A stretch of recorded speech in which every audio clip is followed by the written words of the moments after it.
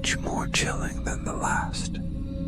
They were whispered among friends, shared in hushed tones around campfires, and recounted in the quiet corners of homes. Each tale bore the weight of truth, a reminder that horror often lurks just beneath the surface of our mundane lives. The first story began with a family that moved into an old Victorian house, drawn by its charm and the promise of a new beginning. The parents, eager to escape the chaos of the city, saw potential in the peeling wallpaper and creaking floorboards. Their children, two lively boys, were thrilled by the prospect of exploring their new home. They spent their days discovering hidden nooks and crannies, their laughter echoing through the empty halls. But as night fell, the atmosphere shifted. Shadows danced along the walls, and the boys began to hear whispers that seemed to seep from the very walls of the house. At first, they dismissed it as their imagination, the product of an old house filled with stories. Yet, the whispers grew louder, more insistent, until they could no longer ignore them. One night, the younger boy, Tommy, awoke to a figure standing at the foot of his bed, shrouded in darkness. He could make out the outline of a woman, her face obscured, but her eyes burned with an unearthly glow. Terrified, Tommy called for his brother, but when he turned back, the figure was gone. The next day, he confided in his brother, who shrugged it off, attributing it to a nightmare. But Tommy knew what he had seen. As the days turned into weeks, the whispers grew more urgent, and the boys began to feel an oppressive weight in the air, as if the house itself was alive and watching. Their parents, oblivious to the boys' fears, were busy with renovations.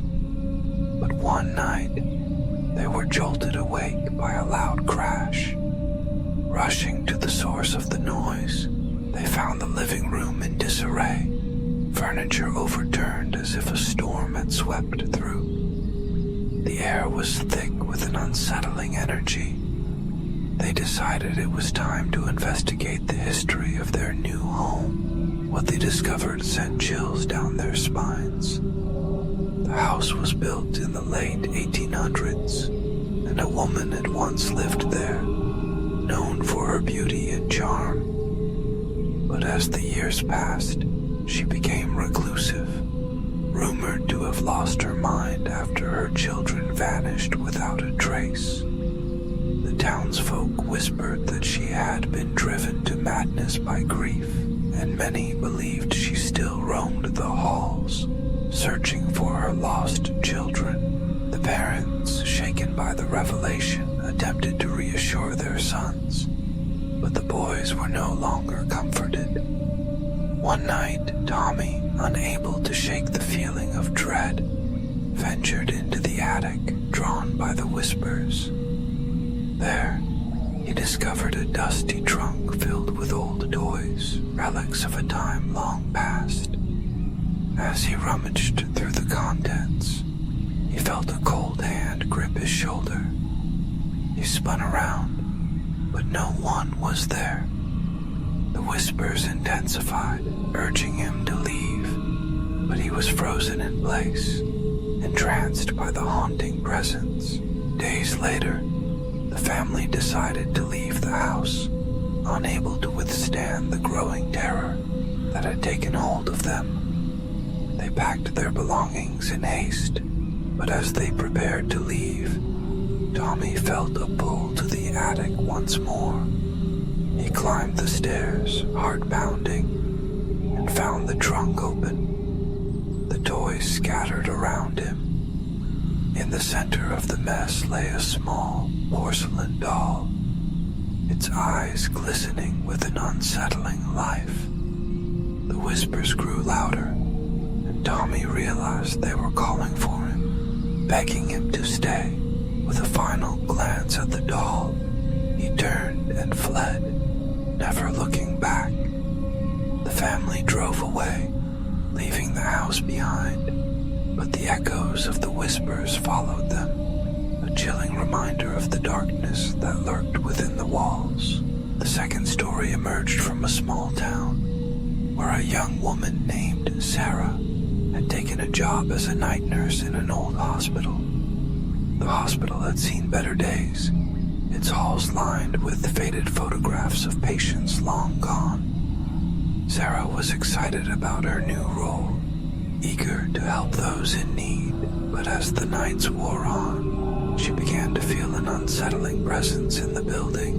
On her first night, she was assigned to care for an elderly patient, Mr. Thompson, who was bedridden and frail.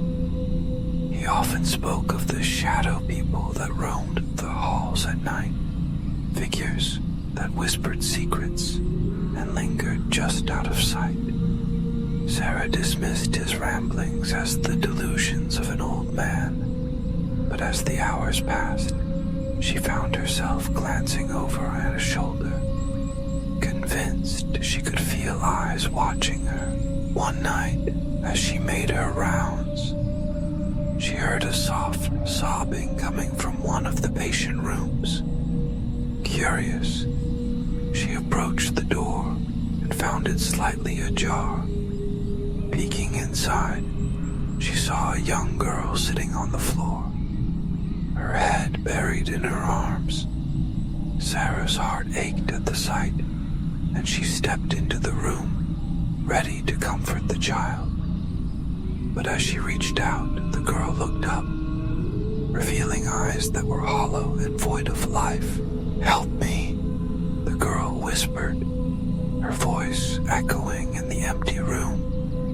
Sarah felt a chill run down her spine as the girl's form flickered like a dying light, and in an instant, she was gone. Heart racing, Sarah stumbled back, her mind racing with confusion. She questioned whether she had truly seen the girl, or if it was a figment of her imagination. As the nights continued, Sarah encountered more apparitions. Patients who had long since passed, their faces twisted in anguish. They reached out to her, their whispers melding into